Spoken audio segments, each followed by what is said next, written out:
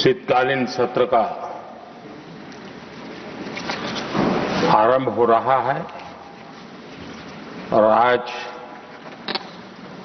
सदन के हम सभी माननीय सदस्यों के लिए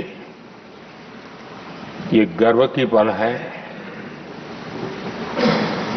आपका स्वागत करना और आपके मार्गदर्शन में सदन के माध्यम से देश को प्रगति की राह पर ले जाने के लिए महत्वपूर्ण विषयों पर चर्चा, महत्वपूर्ण निर्णय और उसमें आपका अमूल्य मार्गदर्शन एक बहुत बड़ा अवसर हम सबके लिए है। मैं सदन की तरफ से, मेरी तरफ से आपको बहुत बहुत बधाई देता हूं, आपका अभिनंदन करता हूं और आपको शुभकामनाएं देता हूं।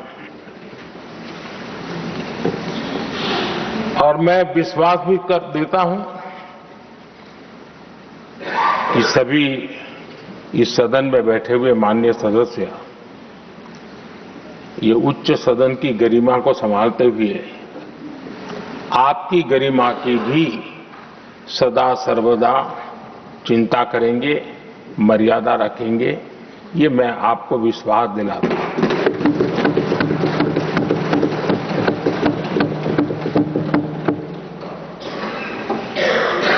हमारे सभापति जी एक सामान्य परिवार से आ रहे हैं, किसान परिवार से निकले हैं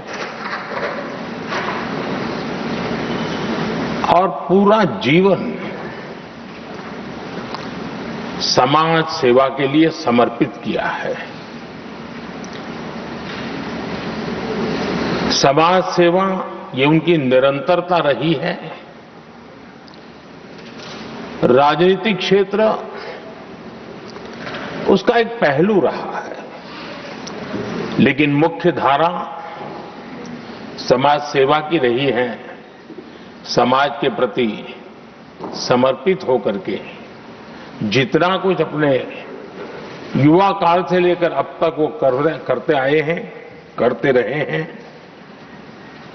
वो हम सभी समाज सेवा के प्रति रुचि रखने वाले लोगों के लिए एक प्रेरणा है, एक मार्गदर्शन है। सामान्य परिवार से, सामान्य समाज से, सामान्य राजनीतिक जहां अलग अलग करवट बदलती रही है, उसके बावजूद भी आपका यहां तक पहुंचना, हम सबका मार्गदर्शन प्राप्त होना, ये भारत के लोकतंत्र की सबसे बड़ी ताकत है।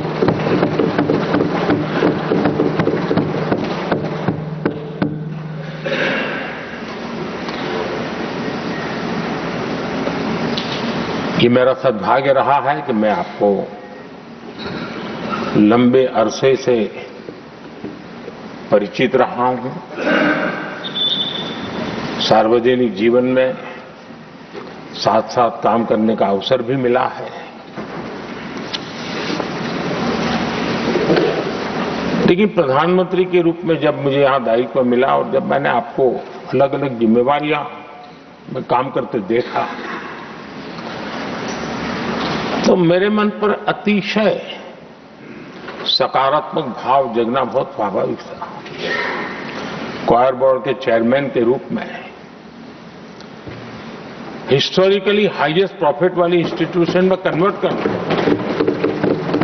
यानी आपका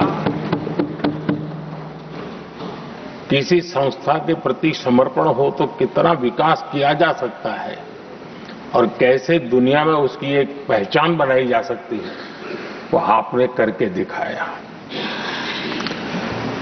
आपको भारत के कई क्षेत्रों, बहुत कम लोगों को ऐसा अवसर मिलता है। आप झारखंड में, महाराष्ट्र में, तेलंगाना में, पुडुचेरी में राज्यपाल, लेफ्टिनेंट गवर्नर, अलग अलग दायित्व संभालते रहे। और मैं देखता था कि झारखंड में तो आदिजाति समाज के बीच जिस प्रकार से आपने अपना नाता बना दिया था, जिस प्रकार से आप छोटे छोटे गांव तक दौरा करते थे, वहां के मुख्यमंत्री बड़े गर्व के साथ इन बातों का जब भी मिलते थे जिक्र करते थे। और कभी कभी वहां के राजनेताओं के लिए भी चिंता होती थी कि हेलीकॉप्टर हो या न हो, इसकी कोई परवाह किए बिना जो गाड़ी है आप चलते रहते थे। रात को छोटे छोटे स्थान पर रुक जाना, ये जो आपने एक अपना सेवा भाव था, उसको राज्यपाल के पद पर रहते हुए भी जिस प्रकार से आपने उसको एक नई ऊंचाई दी, इससे हम भली भांति परिचित हैं। मैंने आपको एक कार्यकर्ता के रूप में देखा है, एक सहयोगी के रूप में हम साथ काम किए हैं, सांसद के रूप में देखा है, अलग अलग पदों पर देखते हुए आज यहां पर पहुंचे। लेकिन मैंने एक बात महसूस की है कि आमतौर पर सार्वजनिक जीवन में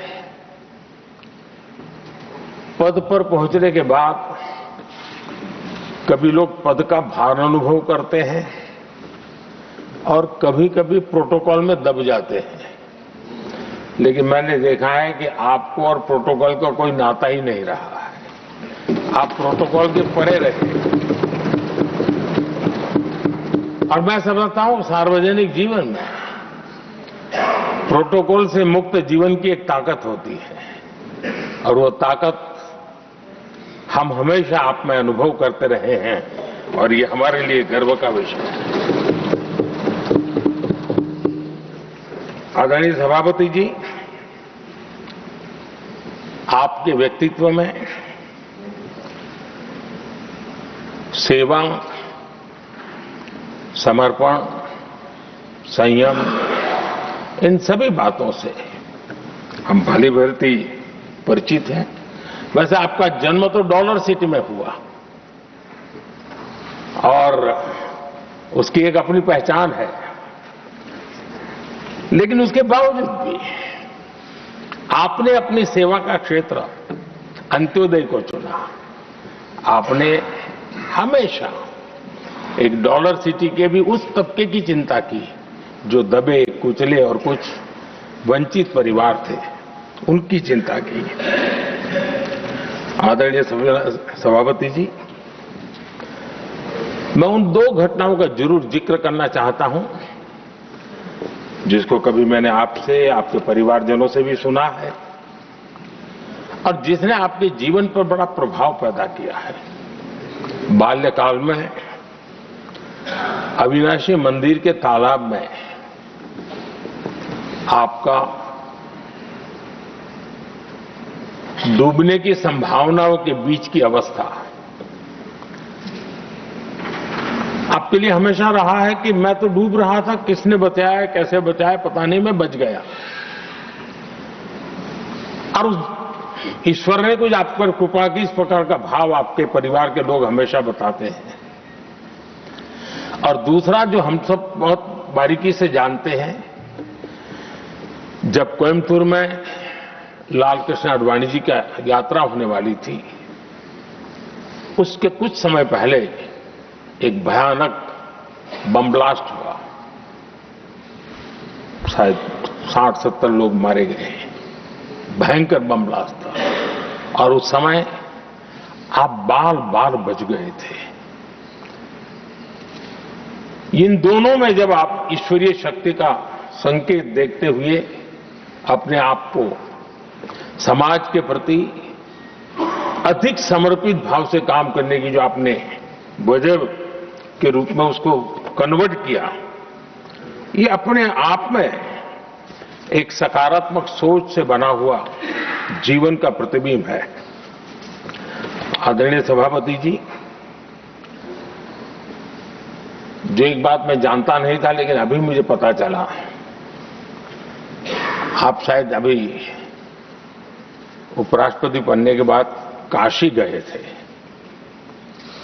और आपका काशी का दौरा था, तो एक सांसद के नाते स्वाभाविक रूप से मेरा मन वहां सब कुछ ठीक ठाक हो ही रहता है। लेकिन आपने वहां एक बात बताई जो मैंने सुनी, मुझे मेरे लिए नई बात थी। आपने वहां कहा कि आप वैसे तो नॉनवेज के आदी थे, लेकिन जब पहली बार आप काशी गए थे जीवन में और काशी में पूजा वगैरह की, मां गंगा को अपने आशीर्वाद प्राप्त किया मां गंगा से, और पता नहीं आपके भीतर एक संकल्प जगा और उस दिन से आपने तय किया कि आप अब नॉनवेज नहीं खाएंगे।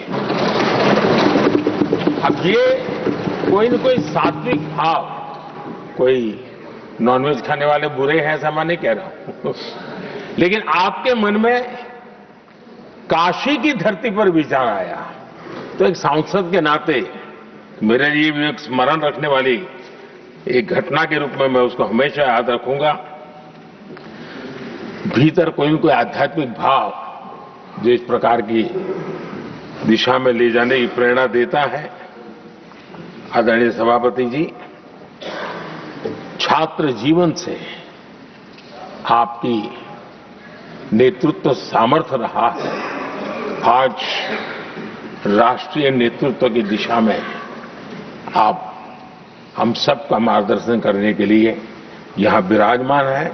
यह हम सब के लिए गर्व का विषय है।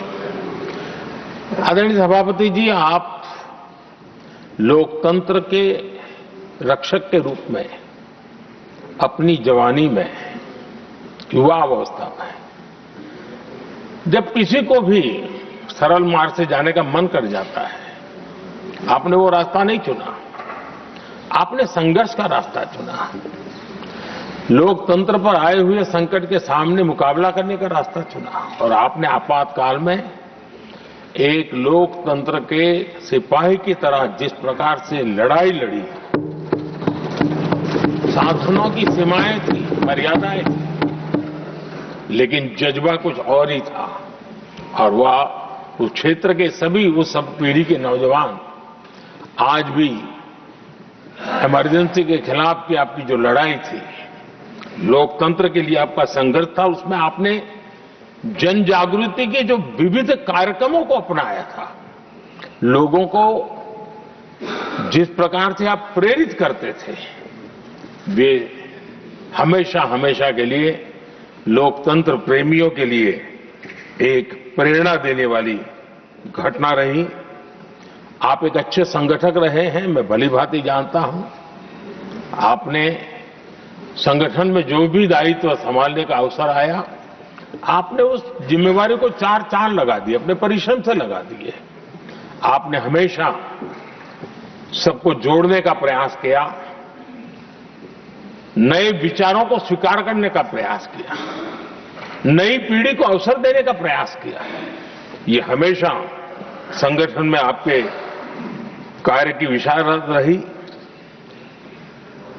कोयम्बतूर की जनता ने आपको सांसद के रूप में यहां सेवा करने के लिए भेजा और तब भी आपने सदन में रहते हुए हमेशा उस क्षेत्र के विकास के लिए अपनी बातों को बड़ी प्रमुखता से लोगों के सामने रखा, सदन के सामने रखा। ये आपका लंबा अनुभव सदन में सभापति के रूप में और राष्ट्र में उपराष्ट्रपति के रूप में बहुत ही प्रेरक रहेगा, हम सबको मार्गदर्शक रहेगा। और मुझे पूरा विश्वास है कि मेरी तरह इस सदन के सभी सदस्य इस गौरवपूर्ण पल को जिम्मेवारियों के साथ आगे बढ़ाएंगे। इसी भावना के साथ मेरी तरफ से, सदन की तरफ से आपको बहुत बहुत शुभकामनाएं देता हूं।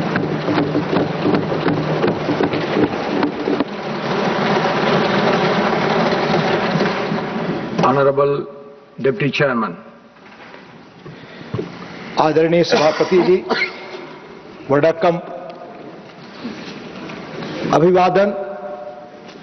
यह सुखद संयोग है कि लगभग 7.5 दशकों बाद डॉक्टर सर्वपल्ली राधाकृष्णन जी, जो तमिलनाडु में जन्मे, देश के सर्वोच्च पंचायत के उच्च सदन के पहले सभापति और देश के पहले उपराष्ट्रपति बने, उन्हीं महान शख्सियत के उत्तराधिकारी के रूप में आज आप उसी महान विरासत और दायित्व को संभाल रहे हैं।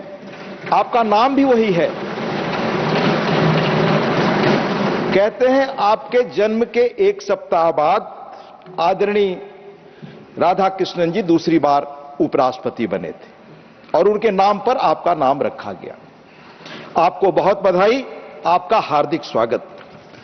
सभापति जी, आप तमिलनाडु से आते हैं, महान राज्य जिसकी संस्कृति, भाषा, हेरिटेज और कंट्रीब्यूशन पर मुल्क को फक्र है, जहां हजारों वर्ष पहले महान संत तिरुवल्लुवर ने तिरुकुरुल महान ग्रंथ लिखा।